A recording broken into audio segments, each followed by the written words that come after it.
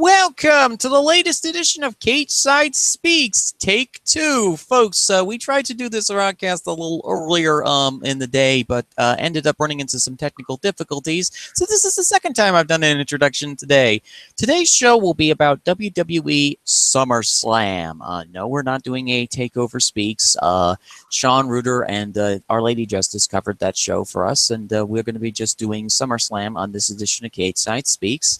And we've brought here today with us two guests on this weekday edition of the show. First up, returning is Keith Harris. Nice to be back for the second time. And once again, for making his second appearance on the show after his Battleground of a New Era show appearance last year, ladies and gentlemen, we have Kane A. Knight. You know, I think you're shortchanging me, Fizz. I think I did Survivor Series too. But anyway, I'm very happy to finally get to talk some wrestling with Keith Harris. Okay, folks, now we were in the middle of covering the pre-show matches. So first, we have the near empty arena match featuring The Miz. So, Kane, you'll start us off once again. Oh, I think this match, I mean, I kind of like the idea of Miz wrestling in front of an empty arena. He kind of held a promo on Raw the night after about it, so I think it was worth it just for that. But I think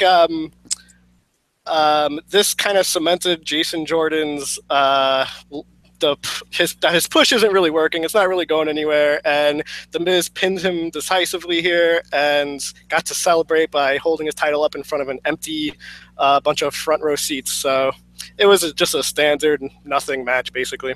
The invisible people in the audience certainly did appreciate his title victory and championship win or whatever it was in this missed tag match. So, Keith, what were your thoughts on this match? I think this is what happens when you have a crowd warming opener when there's not many fans to warm up the crowd with, you know. So, I mean, this match was just there. I think it was a match that needed more people seeing it and making a reaction to it. I mean, it was okay for what it was meant to be, but without the crowd there to react to the Hardys and Jason Jordan's hot tag at the end, it didn't come across as anything special.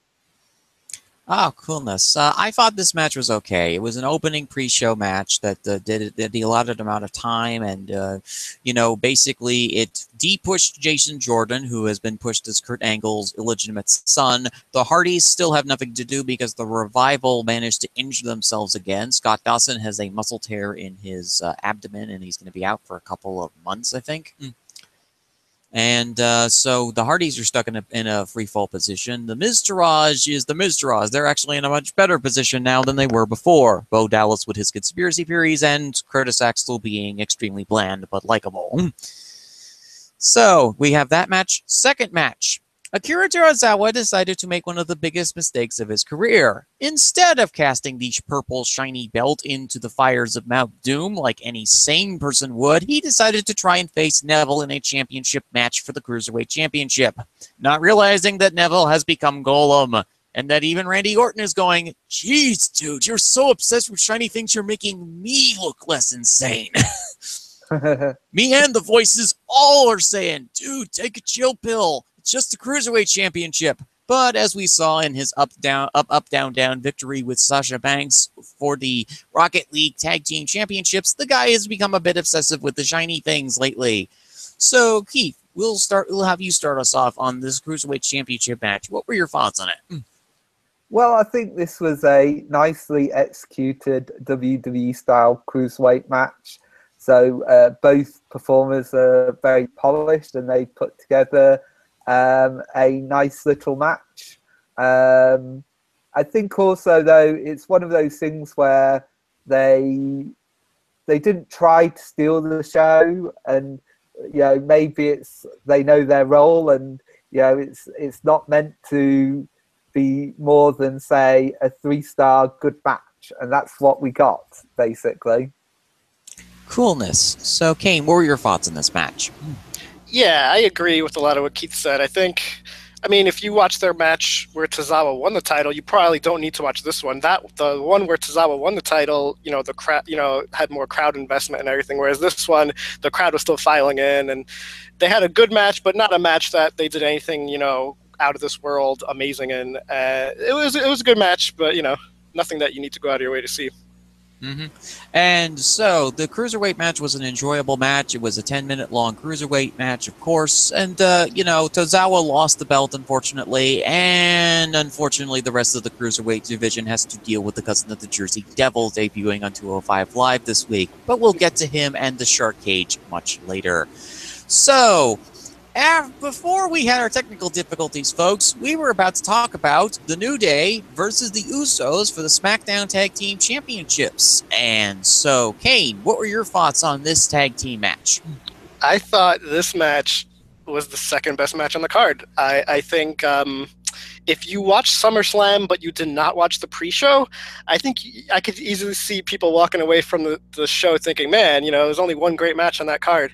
But this one is definitely, everyone should check this match out if you didn't watch the pre-show. It was an amazing match. And every time Usos fight the New Day, it's at least a very good match. And I'm not sick of this feud yet. They always put on really, really good to great matches. Coolness. Keith, what were your thoughts on this tag match? I think I'm in line with Kane again. I thought this was also the second best match on the show. I thought after Big E's hot tag, they had a really extended finishing stretch, lots of hot double team moves by both teams, some really good false finishes. They managed to, I think, keep it going, the finishing stretch very well, going up and down. It flowed very well. So this is a really fun match. And, I think some people have been saying that it's maybe the best pre-show match ever. Well, there have been a lot of decent pre-show matches over the years, but, regardless of what anybody says about this match was very, very good. The storyline here was very well executed. The New Day had won the titles at the last pay-per-view on SmackDown, and they were feeling extremely confident. So much so that they were donning, I think, special Saiyan uniforms for this particular edition of their entrance. But they underestimated the Usos once again. The Usos were really mad about the fact that they lost the shiny things, and they tried to break Kofi Kingston's leg again, and Big E's, and Xavier Woods. So basically, in this situation, the Usos had a game plan, they executed it to perfection, and the New Day ended up losing their shiny things. Ironically enough, the New Day actually first won the championships back in SummerSlam, or what was it, 2015, 2016? Probably 2 years ago, I think. Yeah. They had their record 400 plus day run. Yeah. So it'd probably be SummerSlam 2015. I think it was a really crazy four-way match, fatal four-way tag team match, I think it was. Mm-hmm.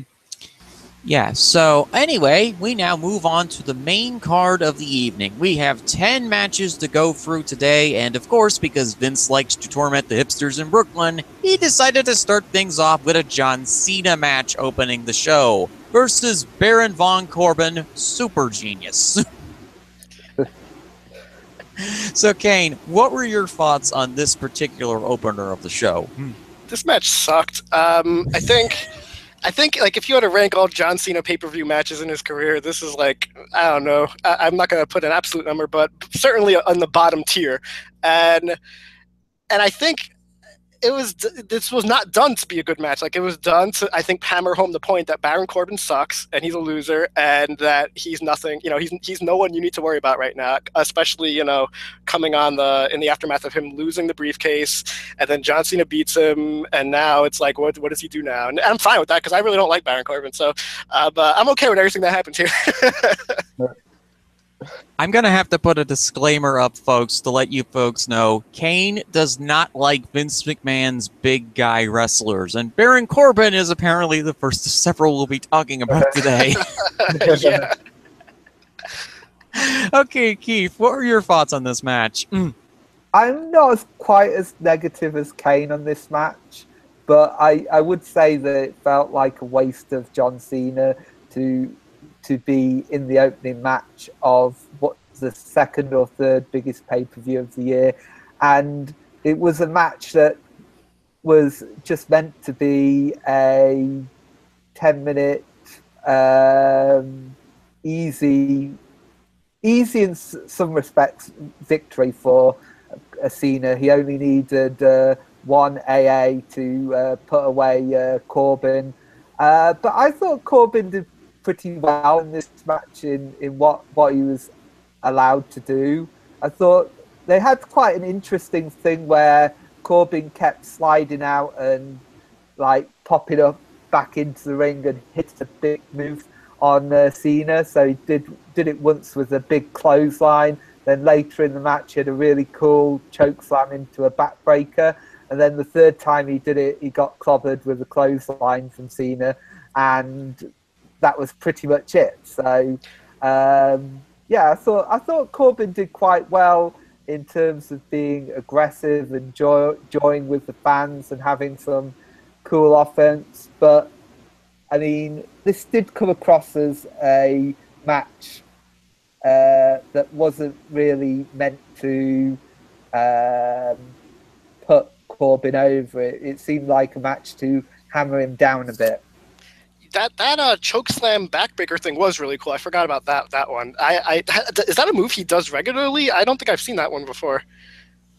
I think he does it sometimes. Okay. And that, you brought up another interesting point, which is that you said it felt like a waste of John Cena. And I thought that too, where it's interesting that I don't know how many pay-per-views he's going to wrestle on, going forward, but it's interesting that they don't mind wasting, just like, well, put him like they had Cena versus Nakamura as like this really big hyped up match on TV, and then it's just, we'll give you a match that doesn't mean much with Baron Corbin. So I did think that was interesting, that they were willing to just do that with John Cena. Yeah, I thought so as well. And like, I'm going to be in like the same boat as Keith is with this match, because I thought that this match was a really good match. But here's a couple of notifications that I should let you folks know ahead of time.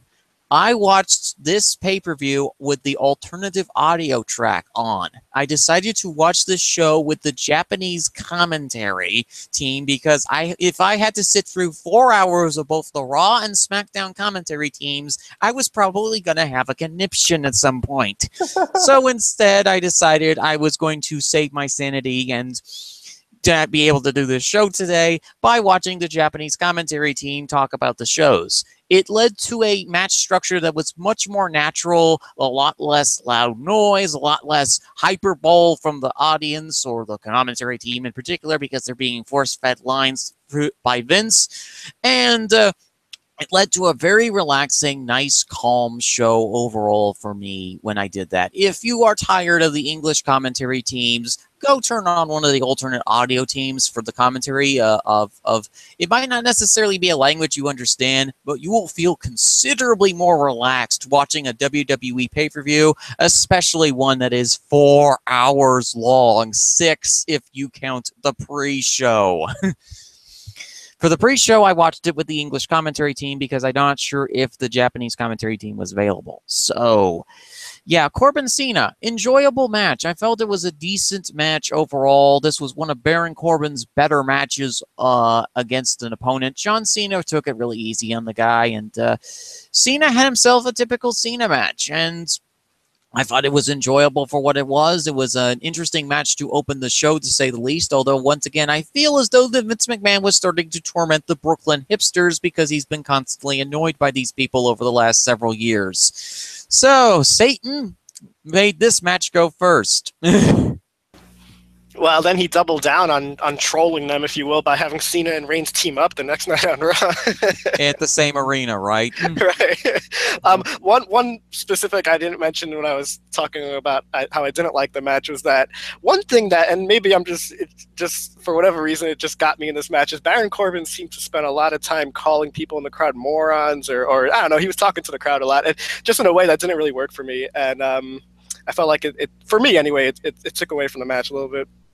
I mean, this guy is apparently the king of banter, but he really wasn't doing very well with the bantering with the audience because he was dealing with the Brooklyners. So to continue to twist the knife, well, somebody had to lose their had to lose their championships on this particular card.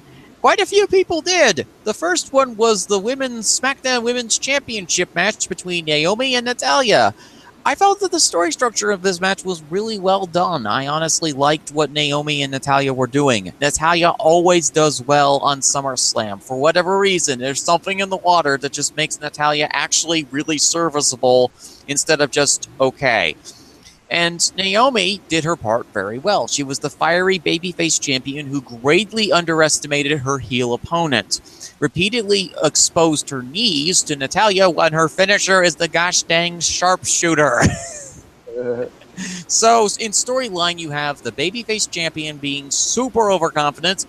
Naomi, you crushed Lana. You didn't really crush anybody who was a dangerous opponent. The only thing more, I mean, Lana is not really a dangerous opponent compared to, say, Natalya, who has a finisher called the sharpshooter, which targets the knees specifically. And I really like the finishing stretch where Naomi tried to use a move off the top rope, ended up backfiring on her, and Natalya locked the sharpshooter in for a second time. This greatly protected Naomi because she did the finisher twice instead of once. And this, even though Naomi had to tap, it was a situation where Naomi could actually recover from this fairly nicely. She still has a ton of babyface heat, and I'm really interested to see where they go with the SmackDown Women's division going forward. So, Kane, what were your thoughts on this match? I really liked this match. I thought, like you said, I thought Natalya was especially impressive, and Naomi I thought was good too. And I like, with Naomi crying after the fact. I think it helps get her some sympathy. And I was very surprised that they actually had Natalya win. I figured with Carmella, as the briefcase holder, Naomi's going to be the one she would cash in on. So I was pretty surprised by the ending. And it wasn't a bad thing though to be surprised by the ending. And overall, I liked the whole match. I thought it was really good.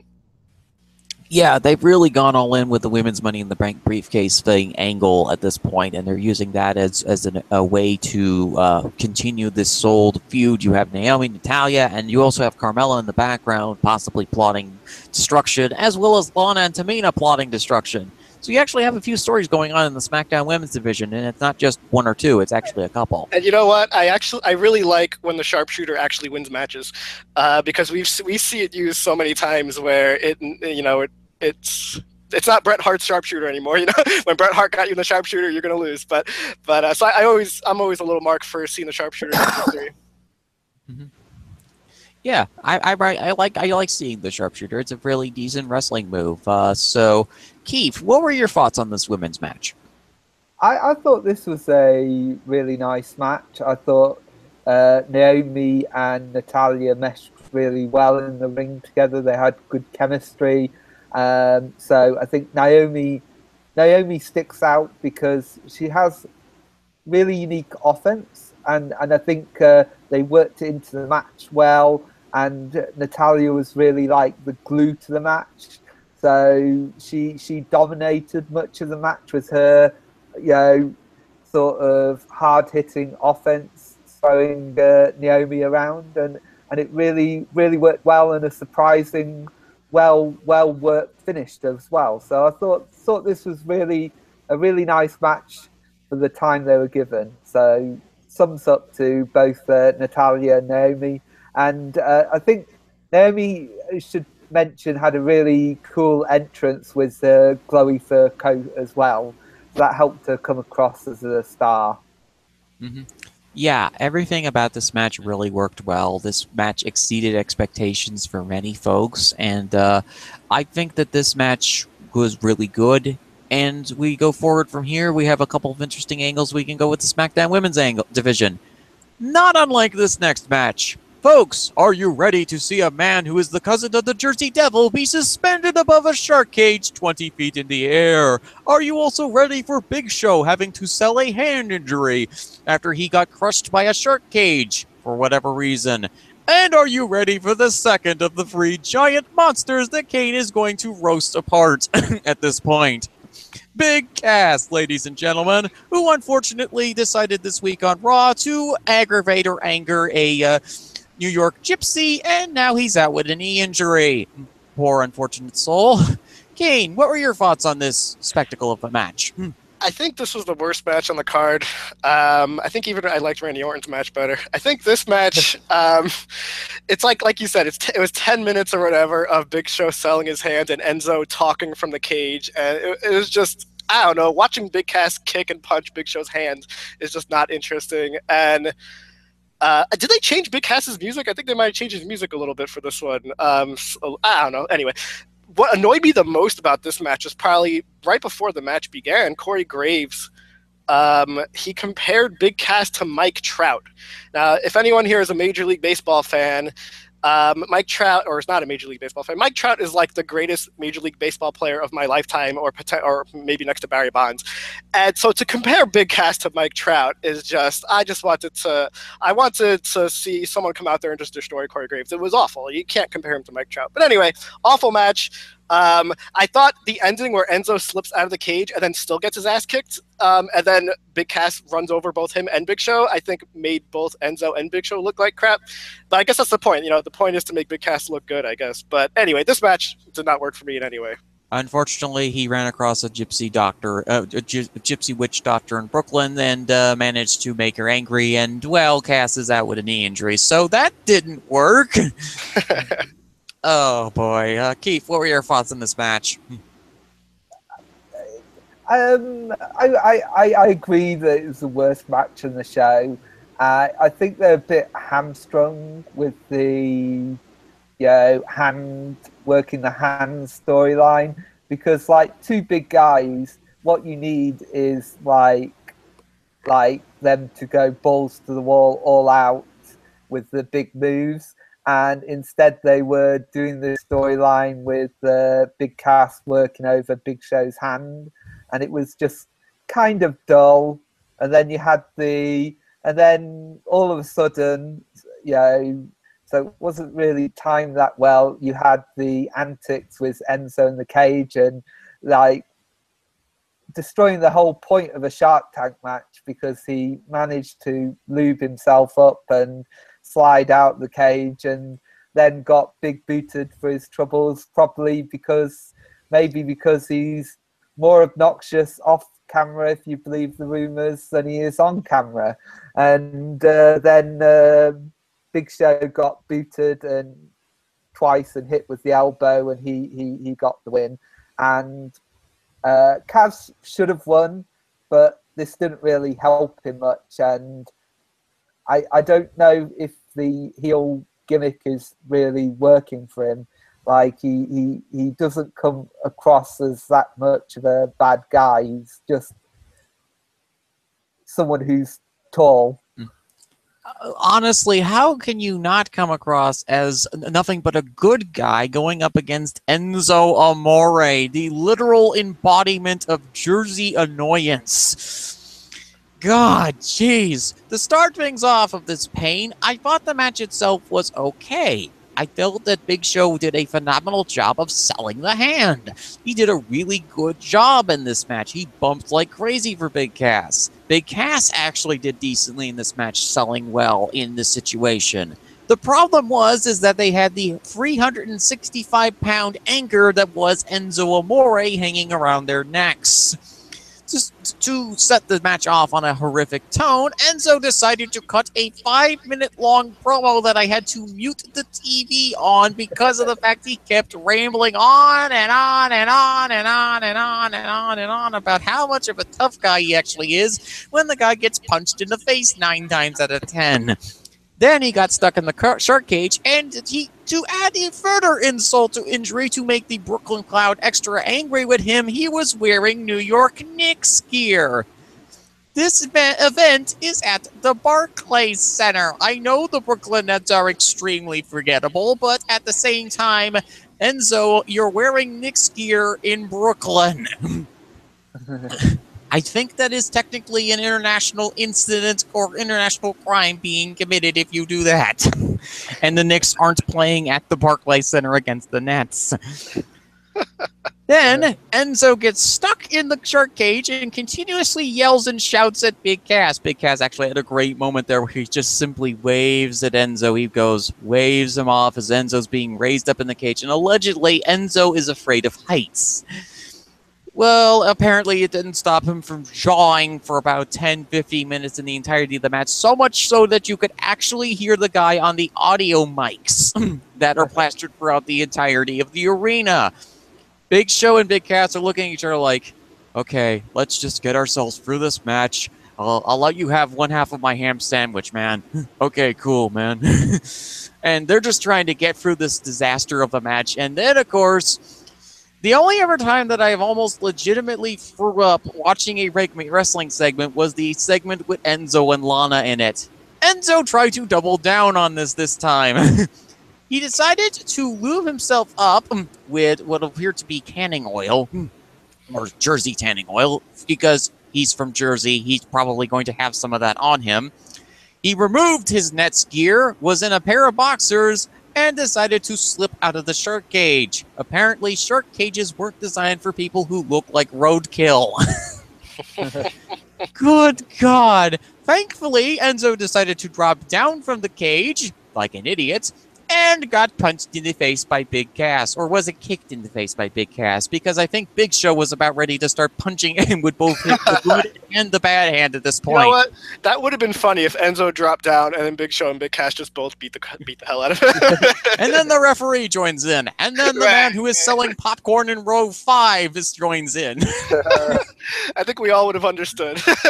So, a decent match that was for me, a decent match that was hampered by a horrifically bad Enzo Amore being as obnoxious and annoying as usual. And congratulations, Neville. You now have the cousin of the Jersey Devil in the 205 Live division. Good luck. Yeah, I think any match that ends with Enzo and his boxers lubing himself up while he's trapped in a tiny cage is probably not a good ending. Good God. At least the next match we're talking about is ridiculously short.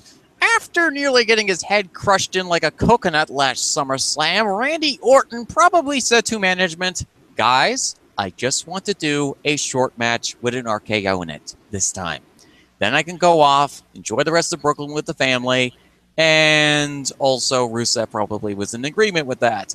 So, Rusev versus Orton, short, RKO, it hit. Guys, what are your thoughts on this match?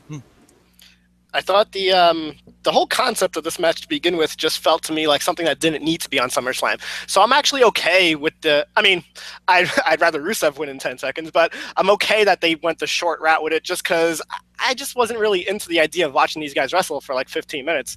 Even though I like Rusev a lot, and Orton, his matches are fine, but I think they needed to save some time on the show, and I think this was a fine match to do it with. And the RKO looked pretty badass. I thought it was a pretty cool looking RKO. And it sucks for Rusev. I really wish they would do more at Rusev. But overall, for the purposes of the show, I actually thought it was fine that they did this. Okay, cool. Keith, what were your thoughts? This seems like a playback. Well, they're playing on last year's match Rusev had with Roman Reigns, which didn't happen because they brawled all over the ring, and I think Roman Reigns, something happened and the match didn't really properly happen. Whereas this time, Rusev attacked Randy Orton before the match, but got hit with an RKO and got pinned, as he obviously didn't attack Orton as well as he did Roman Reigns last year. I thought this came across like a match where they booked out the time, and they realised they've got one match too many, and so they need one match to go 1 minute long. Like a lot of matches on the old WrestleMania cards, where they had 14 matches to do in 4 hours, and they had to have one match each year go about a minute squashed. So I thought that's how it came across to me, really. Yeah, I had no problems with this match being short. Look, Orton got his head crushed in like a coconut last year. He's got all the right in the world to say, look, guys, I just want a short match. Rusev, in his situation, I think that what they're trying to do is they're trying to build him down to build him back up as a babyface down the road. Or they'll release him, whichever thing happens, it happens. But I think that this match was as serviceable as it needed to be. RKO hits, and we move on to the next match, which, ladies and gentlemen, boys and girls and folks, please keep yourself behind the safety area as the Barclays Center is about to have a typhoon warning. And no, not the wrestler. We are going to have our next match, the Raw Women's Championship match between Sasha Banks and Alexa Bliss. Godzilla, King Ghidorah, and Samoa Joe are currently fleeing at this very moment, while King Kong and his girlfriend go on top of the Empire State Building to get a better view of the total carnage that occurred in this match. I wasn't even sure that the wrestling ring was going to survive, considering the match that these two had last time, which was an all-out war. This match was also an all-out war. So, Kane, what were your thoughts on Banks Bliss? You know, I was a little disappointed. I thought, not that it was a bad match, but my expectations, I think, it didn't reach. Because at Great Balls of Fire, I thought they had maybe the best match on the card, and I felt like this one was a couple notches down from that. There were a lot of the parts in the middle were just kind of slow and plodding, it seemed to me, and I felt like this is a match they could have cut a few minutes from. I was a little surprised they has someone kicked out of Twisted Bliss before? I can't necessarily say I've seen every Alexa Bliss match, but I thought that was interesting that they had Sasha kick out. And I thought, you know, the ending was cool and all. I was just it was a little. I thought it was a level down from their last match, I guess. I think that Bliss has had Twisted Bliss kicked out by Bayley in NXT and by a few other individuals, but not on the main roster as of yet. I think that maybe once or twice she had Twisted Bliss kicked out on SmackDown. Not exactly 100% sure on that. So, Keith, what were your thoughts on this match?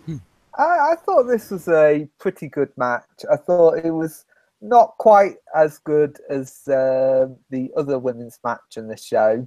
I thought there was some good physicality between Banks and Bliss, particularly in the early going, setting the tempo right. But as Kane said, somewhere in the middle, they sort of lost things a bit, but they picked it up pretty well for the finish. I thought they played off Bayley's shoulder injury, which was an interesting thing to do. So, you know, Sasha Banks got sort of tripped up on the ring apron and thrown out of the ring afterwards. And she teased that her shoulder had been injured. And so that meant the first and I think second time she put on the bank statement, she couldn't quite execute it correctly, but the third time she got a tap out, and that was a bit of a shocking finish for me because Alexa was quite close to the ropes. So I thought you know, a pretty good match. So they did well, but maybe not the best match that they've got in them. Mm-hmm. Yeah, the interesting thing about this match and the Women's Championship match for the SmackDown Women's Championship is that both matches were won by submission. In this particular case, I felt as though that this was a much more refined match than the Great Balls of Fire. God dang it, I had to say that gang name again. Anyway, the match had a much more better structure to it, I thought. I don't need everything going completely crazy all at once in matches all the time, and I felt as though that the match of Alexa trying to wear down Sasha Banks, get rid of the bank statement as a potential eliminator of her was a great storyline that they decided to go with. I felt as though that Sasha sold really well. I'm glad that they didn't break each other's noses, which was a miracle that happened. Although I do think they both got busted lips in this match. And this match was a good, well-structured match that I felt that I really didn't have any issues with, because I thought that the opening strong style shoot fight in the beginning was fantastic. The middle portion was nice and slow for me, because I like a slower style in my wrestling, and not all rushing all the time. And the ending sequence was fantastic, with Bliss having a temper tantrum after Banks kicked out of the Twisted Bliss, and then Sasha trying the multiple times of reversals, which led to Sasha finally cutting on the bank statement for the victory. And this match flowed very well. This was a match that I enjoyed, and it was the total war that I was promised. And the Barclays Center, remarkably, is still standing. The Russians know how to hire really good contractors, apparently. So after this match, we had a tag team match. We had Cesaro and Sheamus versus Finn Balor and Bray Wyatt. Oh, Finn Balor, Bray Wyatt. That was Yes. Yeah, okay. yeah. Okay. So, okay, that was a little bit minor note of my issue with my notes. So, okay, folks, I'm going to let Kane and Keith go first because you might be surprised what I have to say about this match. Kane? All right. Actually, you know what? Sorry, I don't have a lot of interesting things to say, so I'm just going to sit back and hear what you say. I think it was just. I thought it was a good match. I think Balor comes off like a star with that entrance. I do kind of understand people who have some gripes that he doesn't really wrestle tremendously different as the Demon. I do kind of think maybe he should, or if he does, maybe I just don't notice it. But for the most part, I thought it was a fine match. I don't really have a lot of specific thoughts on it. Sorry, what do you think, Keith? I don't know. That's interesting because I think one of the things that came up in conversation with the people I was watching the show with was that how he was trying to differentiate, change up maybe the Demon gimmick a bit. So maybe working on more the character aspect. I think what sort of the match as a whole, I think with the match was Bray Wyatt. I don't think he's very convincing as a heel. He's got a great entrance, cool theme music, but I don't think people really buy into him as a credible threat anymore because he keeps losing the big matches. And this was a match that Finn pretty much took 80% of the match. They had I think they did a good job of getting over the Demon gimmick, particularly with the spot at the end where you had Bray do his spider walk and Finn just popped up and did what probably will become his Undertaker sit-up and then just destroyed Bray in about a minute. And so that was a pretty cool finish. I think the only issue with the finish was that I think Bray needed to beat down on Finn more before they did that sort of sit-up spot. Interesting. Yeah, folks, you're going to be shocked here. In the past, on Speaks, I have talked about my dislikement of Finn Balor's matches. Balor, however you say his last name, which is another complaint I've gotten massively about, his pronunciation of his last name. I oftentimes have called him Finny McBrogue at times. So anyway, this is a shock. This was a good Finn match because he finally had a good opponent that he could work with in this setting. Somebody who is classically trained as far as theater acting is concerned. Somebody who can give him pointers as to what he can do with this character to make it better. Finn's Demon character, which I have complained about in the past, is basically the same as regular old Finny, was completely different this time. During his injury absence, he looks like he's taken some acting lessons. Good for him. And has made his character much better. The story of this match worked tremendously for me because I'm still invested in Bray Wyatt as a character. I don't care if, as I've said before, I don't care if this guy wins or loses all the time. His character is still interesting to me as this backwoods cult hillbilly false prophet. And the false prophet thing was one of the biggest highlights of this match. Bray thought that he had the supernatural power advantage on Finn, where Finn proved him wrong and proceeded to freak Bray Wyatt out on several occasions during this match where he was going, how do I combat this threat? He kept trying to speak to Abigail, but Abigail would not listen. Abigail would not speak back to Bray. Bray was confused and scared. For the first time, the facade of the cultist is breaking, and Finn Balor was the one who was breaking it. The Demon King is a completely different beast than what Bray has had to deal with before after absorbing the powers of Undertaker and Kane. This is a guy who is expected against these supernatural horrors that WWE brings out that he can easily defeat them or manipulate and control them. In this particular instance, Bray could not do that with Finn. And the match itself was really well done because they gave Finn a safe opponent to work with. They didn't give him a singles match with Seth Rollins this time, thank the Lords. Because remember, folks, he did get injured at SummerSlam last year. They gave him a safe opponent who's basically like a giant bouncy castle in Bray Wyatt that he could bounce off of, and Bray could sell for him really well. The offense connected, the character connected. This was the first Balor match that on the main roster or NXT that I really liked. I have this match in my top 3. Yes, I know there are pigs flying in the sky right now. I've always said that Finn is a good wrestler, but he's never had the right opponent to match up his skill set with. They are finally hiding the guy's weaknesses and showcasing his strengths. Man, this is just unreal. So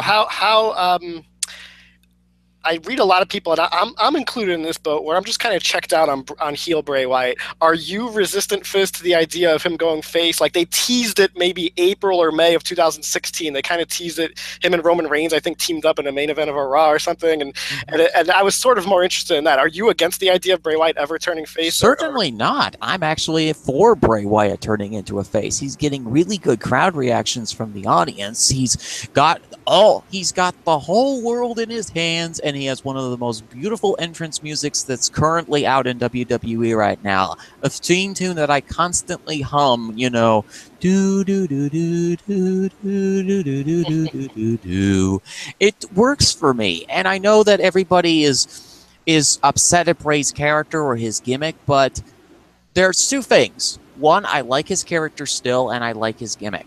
Bray Wyatt, to those who've heard this before, is one of my mom's favorite wrestlers. She loves his community theater gimmick promos, you know, and she's not a big fan of professional wrestling, and this guy is classic community theater wrestler.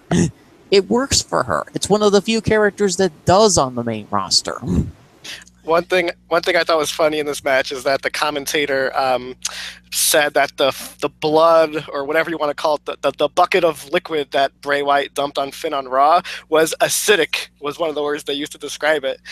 I was just like, wait a minute. did we see any signs of the acidity of this liquid? No, I thought they just dumped pig's blood on him. And right. Graves, I think it was Graves who dropped that word in there. Okay, he's trying to sound smart to the audience. Keith, continue. Maybe if the gimmick was that he's actually been permanently disfigured into the demon, maybe the acidity would be a good thing to point out. Yeah, right. But it was only for 1 night, so can't go with that. Yes. Besides, he didn't cosplay as Two-Face. Otherwise, that would have actually worked. This, I'm sorry if I'm repeating something you said, but you mentioned his match at SummerSlam, Balor's match at SummerSlam a year ago. And even though I do realize this was the first appearance of the Demon since then, it didn't dawn on me until last night that this was the first pay-per-view match Finn Balor's had since he came back. It feels like he's been back for a while now. He did come back a couple months ago, right? But he just hasn't wrestled on pay-per-view yet. So it's interesting to me that they held off on having him wrestle on pay-per-view. I don't know if it was just they didn't have a slot for him, so he was stuck with the Drifter for a while or what, but this he's been around a little while now, but this was his first, pay-per-view match. Actually, this was his second pay-per-view match. He was in the Fatal 5-Way main event a couple months back. Fatal 5-Way? Oh, he wasn't the Demon. Oh, okay, right. Okay, I'm wrong. Okay. No, you're right on one instance. The Demon character didn't return in that match. It was just regular old Finny. Yeah. I assume if it's on pay-per-view, he's the Demon, right? That's right. Yeah, he wasn't the Demon that time. Instead, he was a guy that was getting squashed. Right.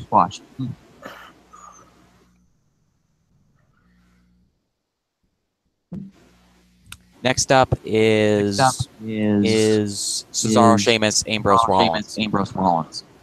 Go ahead, guys. What do you think, Keith? I thought this was a good match. Not as good has New Day versus Usos, but the second best tag team match on the card. I thought Ambrose and Rollins meshed well as a team together.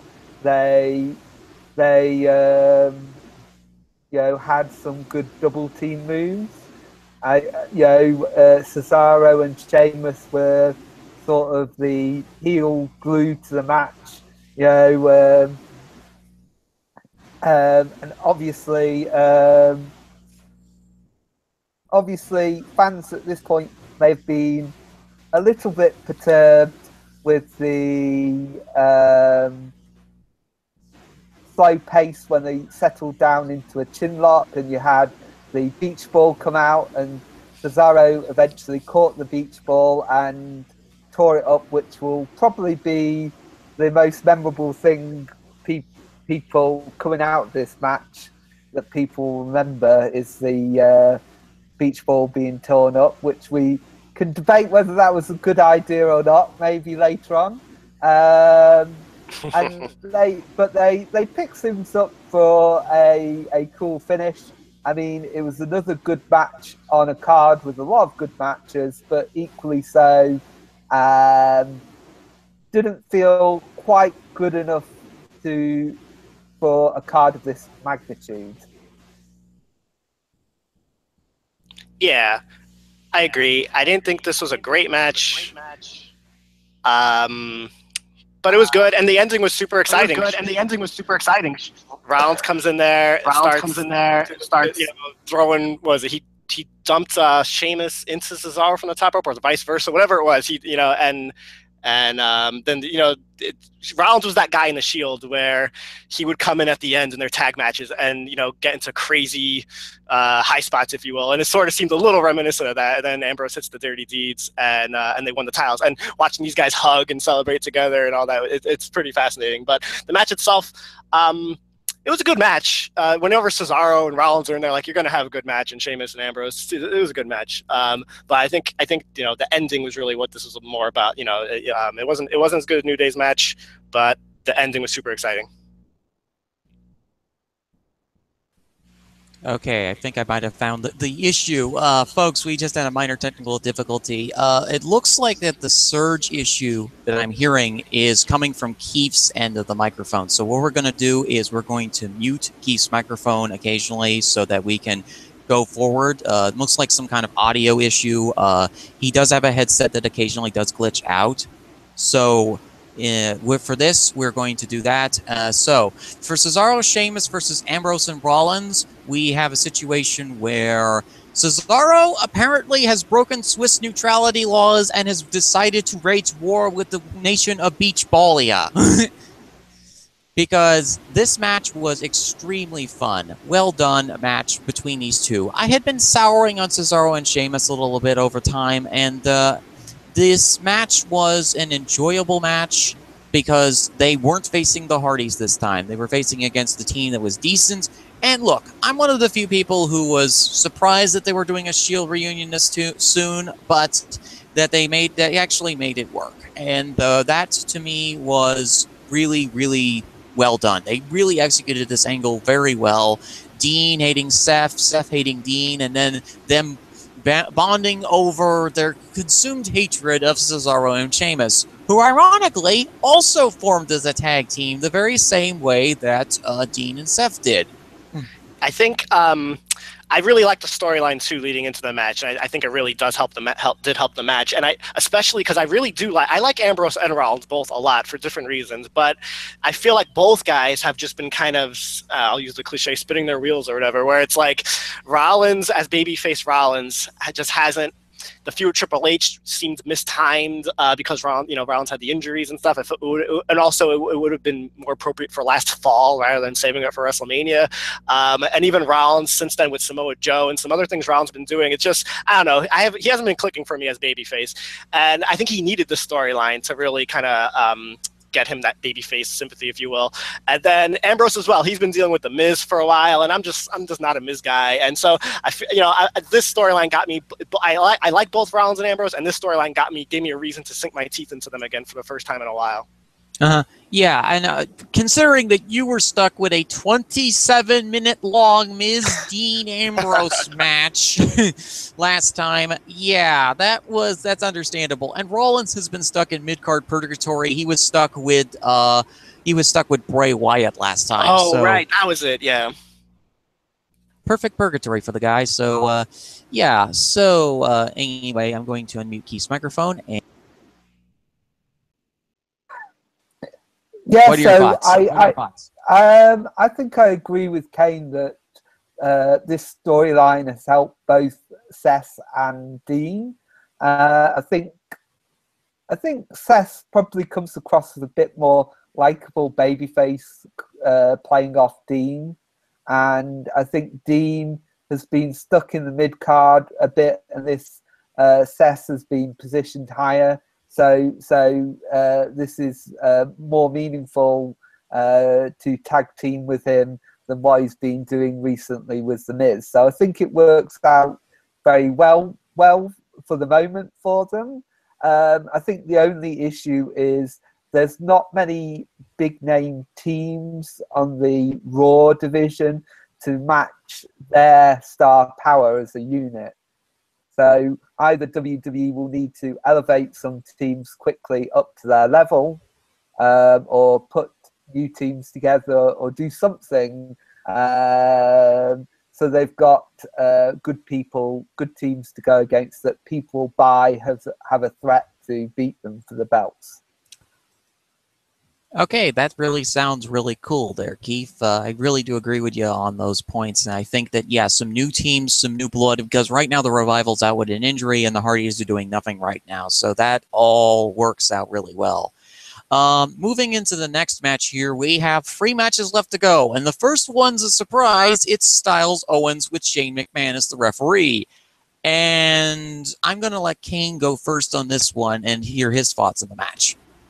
This match, I was going back and forth on this match. Overall, I really liked the match. I think it was a borderline great match. But there was so much Shane McMahon, and it's just one of those things where like it's clear that like he's the star of the match in some ways, and so it's a little beyond my tastes. But even with that in there, I felt like Owens and Styles, they executed a really good match. I thought it was particularly funny when Shane McMahon was knocked out of the ring and he comes back in, and when he was knocked out, I think Owens tapped out to AJ Styles, and then so Shane didn't see it because he was out the ring, and he comes back in and AJ's telling him, I'm sorry, Shane gets in and immediately says it was a 2-2. He's putting up his 2 fingers, and AJ's like, "What are you talking about? He tapped out." Like, it didn't make any sense that Shane was saying it was a 2 count, unless I guess he was referring to maybe a spot from a few minutes before that. But I thought that was funny. I thought Kevin Owens was hilarious when Shane McMahon, once again, I don't know, I guess he was slow to count something for Owens, and Kevin Owens gets in his face and is just saying, like, "You fall off buildings and you get up. You can't get up when someone knocks you down to count 3 for me," or something like that. It was really funny. Even with that, though, a little too much Shane. Shane looked in like really weird shape to me. Like, he looked kind of like almost like Brock Lesnar type, like on the verge of, like, his skin color wasn't right, like, and all this kind of, I don't know. Shane looked physically odd to me. Maybe you guys have a better understanding of why than I do. And I thought his reactions to all the moves going on around him were kind of funny. Like, he's being wowed like a fan. Like, he's putting his arms up, his eyes are bulging. I thought it was pretty funny. And I think it showed that, the job of a referee is a little harder than maybe a lot of us think it is. Overall, I enjoyed the match. I thought it was a pretty good match. Yeah, because Shane started out actually as a referee at one point, I think. So right. He has experience with that. So anyway, Keith, what are your thoughts on the match? Well, a lot of the high points of the banter between, I think, Kevin Owens and Shane McMahon, Kane has already brought up. I thought this was a fine match. I agree that there seemed to be a bit too much of the spotlight on Shane McMahon. There was like 3, 4, or 5 instances where he was sort of got involved in the match, either by Kevin Owens sort of pushing him into the ropes or using him to block a move, and it felt a little bit too much of Shane McMahon's interference. But I thought it told a good storyline. It was the obvious storyline that the heat between AJ Styles and Shane McMahon would actually transfer to Kevin Owens and Shane McMahon during the match. And that's what happened when you had Owens hit the pop-up powerbomb and Shane McMahon counted 3, but he saw that AJ Styles had his foot on the rope, so he shouldn't have counted 3. And I thought that was a really cool way to start off a feud between Kevin Owens and Shane McMahon. And I imagine that's where this is long-term going to, is a match where Kevin Owens faces Shane McMahon, possibly at WrestleMania, and that'll probably be a really cool match as Owens is a good sort of hardcore garbage style worker that I think fits in with Shane's stunts well. Yeah, this match here was one of the biggest shocks besides the Finn match for me personally. I had extraordinarily low expectations for this match because I saw their match before and I was like, oh, geez, Louise, these two at it again. But the addition of referee Shane McMahon actually added to the match. It made the storyline work. Kevin Owens has got issues with Shane McMahon. AJ Styles has got issues with Shane McMahon going back to last year. This storyline worked for me, and I felt that the match was really well paced this time. Because the last time that they did a match together, AJ Styles ended up turning purple the first 5 minutes of the match, and then Kevin Owens was complaining of some nagging injuries that he's been dealing with over the summer. So, in addition to the fact that the guy has lost about 40 pounds because he's on the Triple H diet. So, this match worked really well in terms of structure, in terms of pacing. The crash test dummy bumps that Shane McMahon was taking was hysterical, as Kane said. And honestly, this was a match that I had extraordinarily low expectations for that ended up turning out really, really well.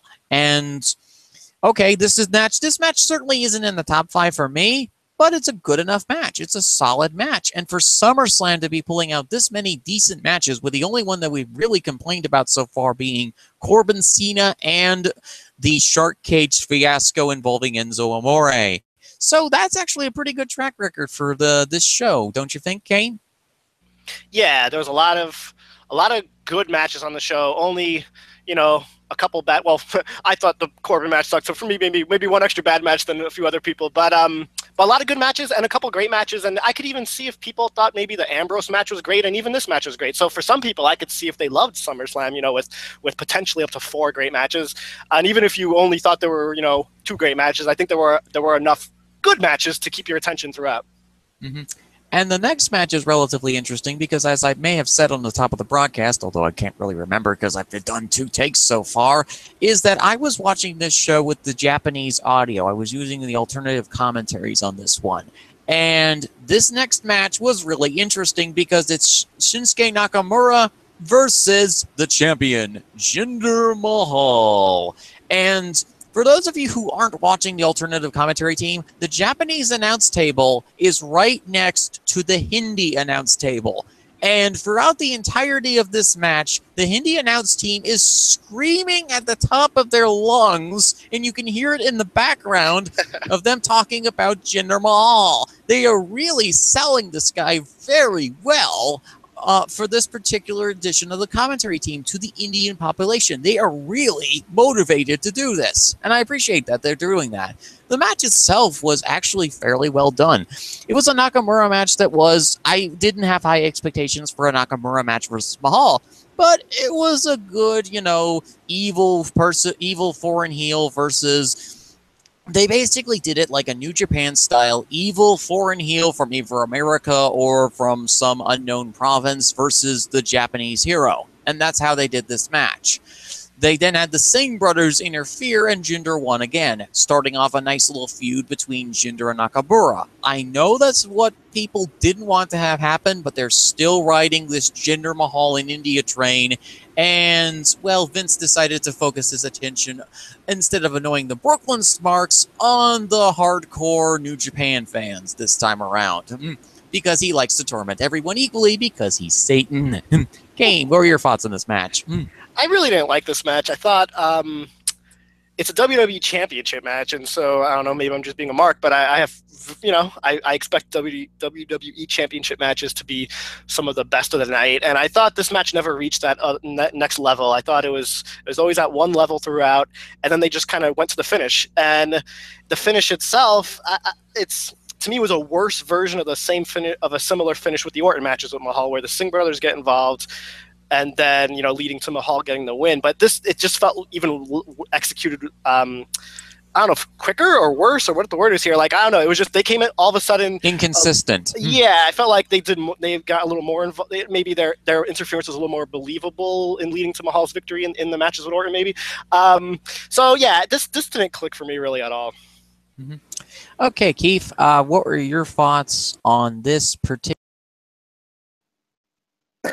I thought this was not a good match either. If I wanted to bury Nakamura, I would say he's an artist who's forgotten how to paint in a WWE ring. But maybe that's going a bit overboard. But I think the presentation to this match was great with the hype videos, and Nakamura had his big entrance with the violinists they brought to the last Brooklyn show he was on, the NXT TakeOver special, which I was there for last year live. And I think Jinder Mahal carries his role as an Indian anti-American heel really well, but there wasn't much to the match at all. It was just kind of there. Not at the level of a match you would expect on the second or third biggest show of the year, particularly a title match. And I actually marked out for the finish just because you could see it coming. Jinder was going to win in the exact same way he's done on the last few pay-per-views outside of the Punjabi prison, where they spiced it up a bit more with the Great Khali coming back. So I really marked out for the finish just because Vince used the exact same finish he's been using for all the Jinder Mahal matches. But in some ways, it was a bad finish because the storyline, it should progress in some fashion. And this is a storyline which is the same for Jinder Mahal. He's still relying on the Singh brothers to get the win, and it might have been more impressive or better for the storyline if somehow he managed to win on his own, or they had a different swerve. So it didn't come across as just an inferior version of the Orton matches, which were, some of them were good, but weren't anything special either. In fairness, honestly, I think that if you wanted the Brooklyn crowd to start their riot early, then if you have Jinder Mahal winning clean, that would have been a bit of an issue with this crowd. But thankfully, they prevented a riot from happening, and I thought the match itself was fine. I mean, I am a big fan of Jinder Mahal. I've been a big fan of Jinder Mahal since he debuted on the SmackDown roster. Not this the second time, but the first time around in the 2010s, 2011, 2012, in that area there. I've always thought that the guy has had some talent, and I think he's really starting to find his character. He's an arrogant lion. He's a man who truly believes that he is the champion of India. He is the champion. He is the prideful, great champion of 1.3 billion people, or 1.8 billion people, million people, or whatever he's saying. But it's in the situation, the prideful lion wanted competition. He demanded competition from the SmackDown GMs, and he ended up getting more than he bargained for. Because instead of facing against another small antelope or something like that, he got a giant war elephant with Shinsuke Nakamura riding on top of the thing. And he had to plan accordingly. He had the Singh brothers interfere in his match again. The prideful lion keeps asking for these grand spectacles to prove that he is the very best, because he needs to prove it to himself that he is this champion, that he is this true, savior of India, that he is the true rightful modern day Maharaja. And I think the storyline is working really well in his favor. He's telling a decent story. The prideful lion, overconfident in his abilities, is facing against competition that is going to literally rip him apart if he didn't have the Singh brothers there to save him, and that he didn't have the Colossus as the literal... It's like the Colossus has basically become Jake Roberts' DDT. It is sudden, it is impactful, and it hits hard. And it knocks people down for the free count. And he's also got that stroke of luck with that finisher. So in storyline, this story works. And they're continuing it on with another match between him and Nakamura on the October SmackDown pay-per-view. So they've got a lot of time to build between Mahal Nakamura too. And we'll wonder what kind of stipulations or challenges that Mahal puts in Nakamura's way as he tries to gain the championship that he so rightfully deserves. A couple more points I wanted to bring up about this match. Well, first of all, I think the October pay-per-view was Hell in a Cell, right? Yes. So it's probably going to be, it's probably going to be the main event. It's probably going to be a Hell in a Cell match, which we'll see how the Singh brothers, they got through Punjabi prison, right? We'll see how they get into Hell in a Cell. But maybe it'll be the same thing. They just come out from under the ring. The Singh brothers, the way they use them reminds me very strongly of J&J Security with Rollins 2 years ago. And I felt like, I'm a big fan of Rollins, but I felt like the J&J Security stuff didn't help him there. I don't know. I understand there's monster heels, there's cowardly heels and all that stuff, but to me, always relying on the two little guys to help you win, that you should have another way of winning too. So, even in a dastardly way, I'm not even saying he has to win clean or anything, but I feel like just relying on the two little guys every time is kind of boring, and we've been there, done that 2 years ago, and I felt like it didn't work great 2 years ago. So I do think it's like an uninspired kind of a finish. But and the other point is, aren't they doing a tour of India very soon? But before Hell in a Cell, right? Aren't they doing a tour of India in September? Yes, I think they are. So I'm curious if this whole reign was just to get through September into India with him, and then there's going to have Nakamura win the title next month, and then drop Jinder down the card. Obviously, who knows what's going to go on. But I'm just curious how much of the Jinder push, because it did seem to come out of nowhere, is just to get through into that September period with the India tour, and then maybe that's when they move on, or maybe they actually do have big plans for Jinder. So I know this is. I have a really hard time seeing Jinder Mahal as a guy in a feature match at WrestleMania. I'm trying to think even a little further down the line. Like we'll see what happens. But it's interesting, I guess. I mean, they had the tour of India, and thankfully, it wasn't Great Khali didn't show up in this match this time. So, yeah, as much as some people are complaining about Orton and Rusev, I was coming out of Punjabi prison thinking we were going to get Orton versus Khali at SummerSlam. So, I'll take a 10-second squash over a Great Khali match. Mm-hmm. Okay, Keith, do you have any further thoughts on this match? I don't think so. No.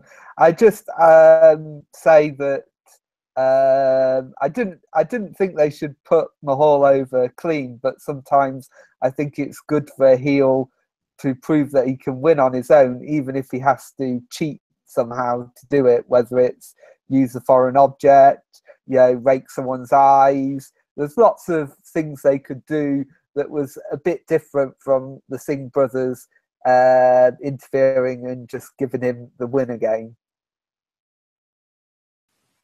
Coolness. That's a really good point there. So anyway, folks, we have reached the last match on this card, the main event of the evening.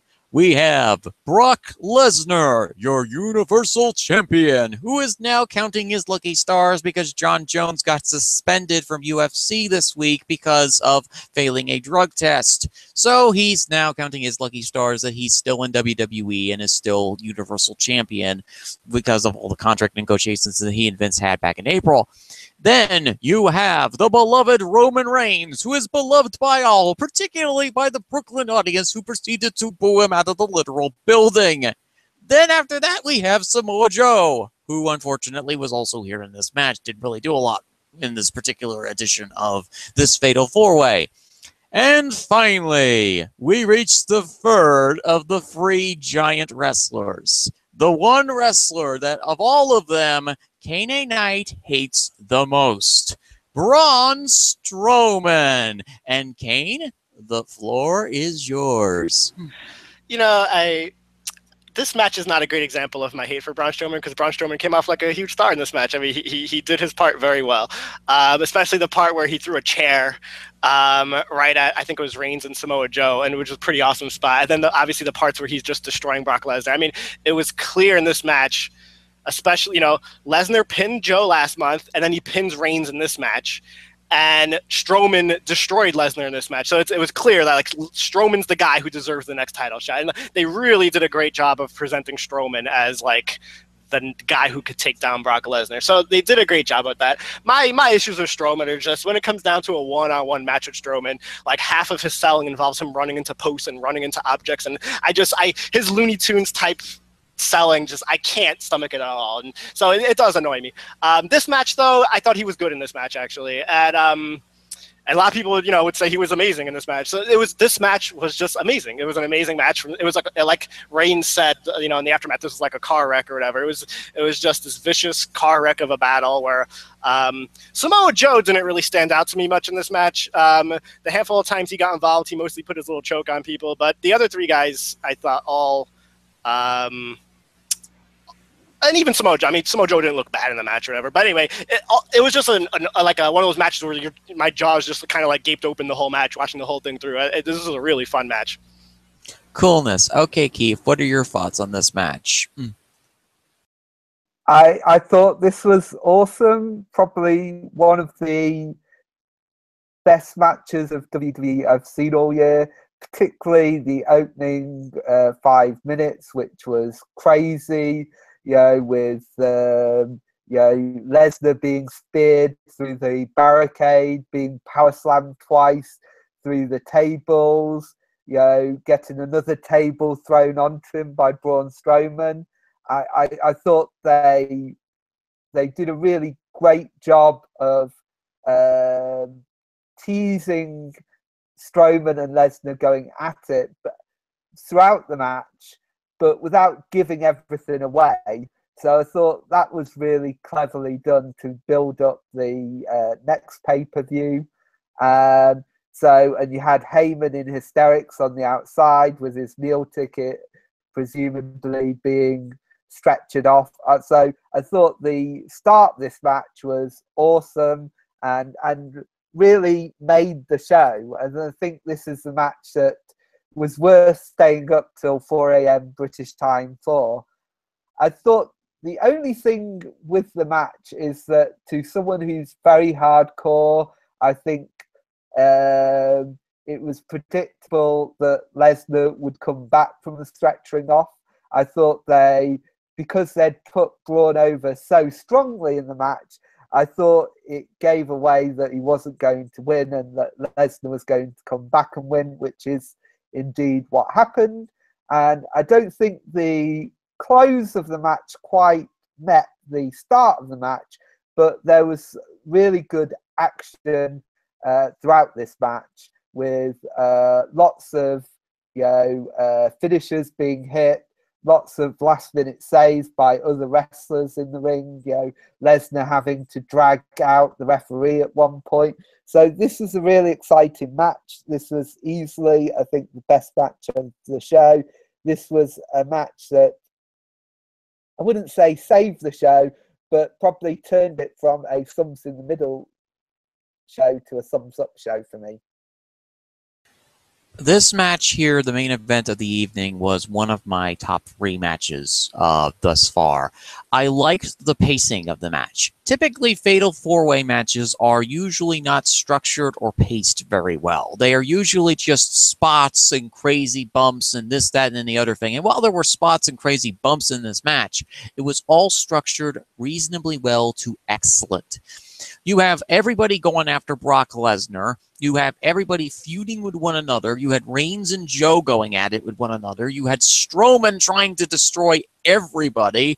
And we have a couple of confirmed kills with the announce tables. First, the Spanish announce table got smashed by Brock Lesnar after Strowman chucked him like a sack of potatoes. Then the American announce team, in a spirit of equalness, also got smashed by Brock Lesnar after Strowman once again hurled him like a sack of potatoes. Then, in the piece de resistance, The usually indestructible German announce table, the one that never seems to get destroyed, lost part of its leggings, but somehow survived after Strowman decided to flip the announce table onto Brock Lesnar like a sandwich. And Brock was the deli meat in the middle. The guy ended up getting stretchered out of the ring, and then Strowman decided he wanted to crush Roman Reigns with a set of stairs, to the jubilation and delight of the Brooklyn hipsters. This match was extraordinarily exciting. Reigns sold incredibly well in this match. He did his parts to try and make Braun Strowman and Brock Lesnar the biggest monsters in this entire match. Samoa Joe was basically more along the lines of the ring general, the guy that was basically sending off notes and saying, remember to do this, remember to do that, remember to do this other thing. He's not as good as he was in his prime. He's not as good physically, but his mind, his mental mind for the world of wrestling is incredibly sound.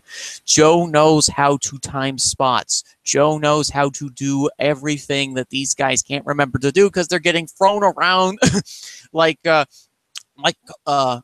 wreckage of cars at a junkyard by one of the scooper things for the car crusher. This match was a car crash, as Roman said. Well, he did get tossed around like a sack of potatoes by Brock Lesnar multiple times, as did Samoa Joe, who was probably thankful for the nice turkey sandwich he had after the match. This match was a destructive war and a great cap-off of SummerSlam. Roman didn't win, Barclays Center didn't burn to the ground, and beach balls are still here to terrorize us all. So, yeah, kind of a good description of the match, huh, guys? Yeah, I think, yeah, it was the best match of the night. Like Keith said, I think this was the capper where you're like, even for people who maybe were undecided, I think when you end the show with that kind of a match, you're like, yeah, you know, that was a good show.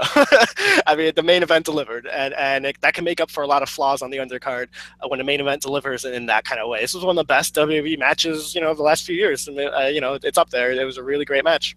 And they really have seemed to figure out the formula for Fatal 5-Ways, Fatal 4-Ways. They've managed to figure out the formula to make these matches really sound and really well deliver. You know, my favorite, this might be my favorite WWE main roster match of the last few years was the triple threat out of the Rumble a couple years ago with Rollins and Cena and Lesnar, and this was like you know, more of a obviously a car crash version of that. But you know, these Lesnar triple threat and fatal 4-way, 5-way matches, like it's I don't know if it's because they're kind of shy from doing too many they don't have too many guys built up for the proper one-on-one match with Lesnar, so they do some of these group matches. But I think you know, when they get Lesnar in that kind of match, it seems to work really well. And some of Lesnar's recent one-on-one matches have gone really, maybe because it was just the Goldberg stuff, but even Joe was a very short match. Ambrose at WrestleMania was, I don't know, it didn't seem like a very long match. I don't know. I like the idea of a Lesnar match going 20 minutes. And in a match like this, you know, that's not one-on-one. He doesn't have to go the whole 20 minutes, you know. So I think it's good to have Brock in a match this long, even if he's out for a few minutes.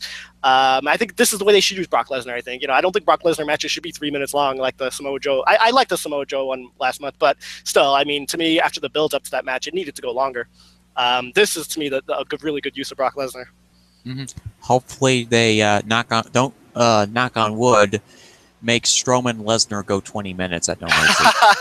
You know, oh, sorry. One other thing I did want to say about that is I see some people complaining about, you know, they should save Strowman Lesnar for WrestleMania. And, well, first of all, I don't want to see Strowman wrestle on WrestleMania at all, so I mean, I definitely don't want to sign up for that. But I get that this match is super exciting right now, and to me, this is the time to run the match. It is at the next pay-per-view because this is when, you know, after what they just did at SummerSlam, why are you gonna wait 6 months or whatever for the follow-up? You got to follow it up right now, and this is the time to do Strowman Lesnar. And so I really don't and you could always do a rematch at WrestleMania if for whatever reason it's still an amazing hot thing, you know, at that time. So I don't really understand the idea of waiting till WrestleMania. Everyone wants to wait till I shouldn't say everyone. I'm sorry. There's an ideology out there that you should wait till WrestleMania for all these big matches. And to me, especially with the WWE Network model, you don't need to wait till WrestleMania to run all these matches. To me, give me a reason to keep investing in your network right now. And what's that reason? Lesnar, Strowman. Okay, cool. People are gonna spend their $10 to watch WrestleMania. I'm pretty sure. Even if you have Lesnar against Reigns or whatever on that card. So I think they should have they should definitely do this match right now rather than save it for later. Some very excellent points there, Kane. And here's my philosophy when it comes to wrestling matches, is I typically tend to prefer the B shows over the main 4 pay-per-views because they are usually a celebrity spectacle. SummerSlam and WrestleMania are the spectacle shows. Survivor Series is kind of the cool show in between. And then you have my favorite of them all, which is the Royal Rumble. I always have loved the Royal Rumble pay-per-view, even when it's bad. And I think that you made a lot of really great points there where I think that they should go, going Strowman Lesnar at No Mercy is a really good idea. I think you want to use this matchup right now and save Lesnar for something else down the road at WrestleMania. The thought I just had is if Strowman does get a rematch at WrestleMania, that means he might be winning the Royal Rumble. Well, I'm extremely low on Strowman. I get it. He's over with the crowd. He's a big deal right now. I'm not going to go too crazy on it, I guess. It does. The match type does fit Strowman's abilities as a cartoonish bumper. What I find funny is that Corbin, I think, is the one who got the elimination on Strowman this year at the Rumble. It might have been a group effort, but I think Corbin nailed the final blow. And I'm looking at where Corbin is right now, and it's like, man. Yeah. Obviously, some kind of curse happened to Corbin, and he's now getting affected by whatever, hillbilly voodoo juju that, he managed to steal out of Bray Wyatt's medicine cabinet is gaining him this superhuman ability to heal from any injury and also helping him with his mega push. So No Mercy, we have Lesnar versus Strowman in a singles match. And Keith, do you have any further thoughts about the Fatal 4-Way and No Mercy in general? Couple of points. Firstly, I agree with Kane that I'm not feeling that they should have waited for WrestleMania to do Brock Lesnar versus Braun Strowman. I think this is actually a case that striking while the iron is hot is the right thing to do. I'm not confident that WWE could draw it out for another 6 months, and I also think that Braun Strowman is also the type of wrestling character that may be best as a foil to a Roman Reigns or a Brock Lesnar, but not necessarily be the champion that you build around long term, because I'm not sure if he's got enough range as a character, in the sense that he can't do long promos, which a champion usually has to do. So I think I agree with Kane on that point. I think another thing WWE should be praised at doing in this match is that I think they totally worked the hardcore crowd fans into believing that Brock Lesnar was going to leave the UFC and maybe fight John Jones in November. They brought that up in promos, and there was enough rumors going around that I think a lot of people did buy into the fact that Lesnar would be leaving, as illustrated by when he got stretchered out, a lot of fans were chanting, hey, hey, hey, goodbye. So I think a lot of people thought that might have been it for Lesnar. Yeah, they thought it might have been it for Lesnar in this particular instance. And I'm glad that they worked the crowd like that. And thankfully, miracle of miracles, Brock actually won at SummerSlam and not anybody else. I mean, Show would have been a reasonable option to win a championship with if you wanted to do something, but it didn't end up in Roman Reigns because I don't think the Barclays Center has enough fire insurance for the riot that was about to occur. And Braun Strowman is Braun Strowman, and I don't think Kane wanted to light his coffee table on fire if he won. I don't think WWE cares if I light my coffee table on fire. I know they don't. It's just that they like having a habit of dragging everybody through the mud, particularly ECW. They've always tried to drag them through the mud for whatever reason. Yeah. You know, so anyway, folks, let us do our final thoughts here and close out this edition of the show. We managed to survive some technical difficulties and a restart, then we managed to do it. So, Kane, what are your final thoughts on the show? I give it a thumbs up. I thought, the main event over-delivered. Most of the main event, Ambrose I consider that one of the main matches on the card. That was a pretty good match. Styles, pretty good match. And even the pre-show had one of the best matches of the night. So I think the second half of the show was particularly good, and overall, it was a pretty good show. It capped off by an amazing main event. Okay, Keith, what are your final thoughts on this?